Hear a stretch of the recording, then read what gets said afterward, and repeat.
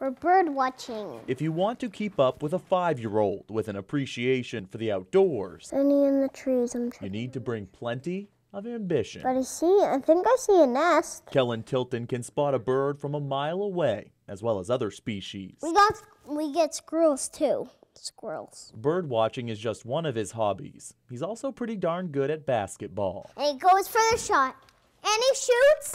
And he scores! Celebrating his victories inside with his mom Elizabeth. I've never did it that far back before. And challenging her and his younger brother outside with a colder ball.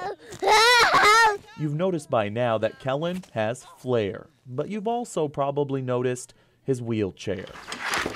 Kellan had surgery to remove a tumor on his spine when he was 3 months old, but the tumor had lasting impacts that he's pretty good at explaining himself. It was on my legs and my spine, and when I was getting bigger and the cells were spreading, something happened and one of the cells turned bad and it grew, and I think it touched the other cells and it made it bad.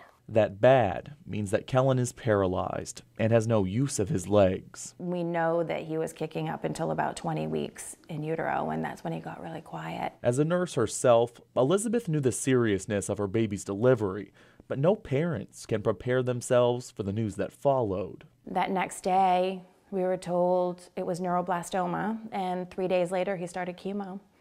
So he had 4 rounds of chemo, and he had surgery at 3 months old. After the tumor was removed from his spine, doctors said that there was no longer any evidence of disease. How many patients have you gone through? He still makes a yearly trip to Dr. Stanley Chaliff at Maine Children's Cancer Program for health checks. That it was in my spine and my tummy. It's where he and I both learned that it's actually not uncommon for a child to be born with cancer. It doesn't happen often, luckily. There are a number of cancers that can occur at birth. So neuroblastoma is one of them.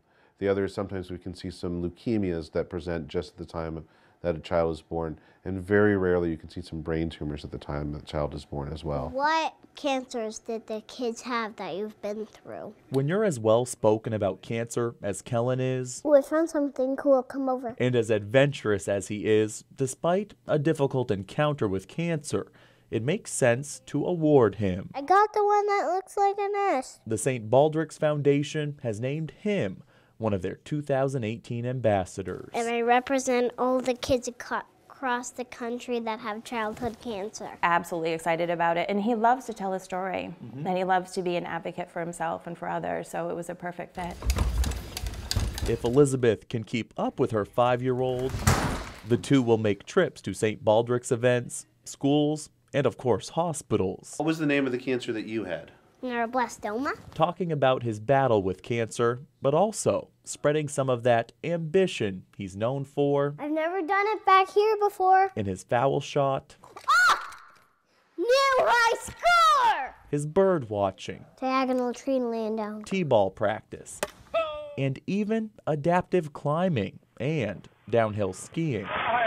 Kellan is one of the most active ambassadors for childhood cancer that St. Baldrick's has ever chosen. I want to say thank you to you for doing this work. Instead of taking it on the negative side, he continues to thrive and excel from some of the difficulties he had to go through. So I'm sure he'll do a phenomenal job as an ambassador. When you're able to punch out cancer at just 3 months old, there isn't much in life you can't do, and nothing that you can't make the best of. Ooh, I see something that looks like a nest. In being able to be an advocate for himself, that brings positivity as well.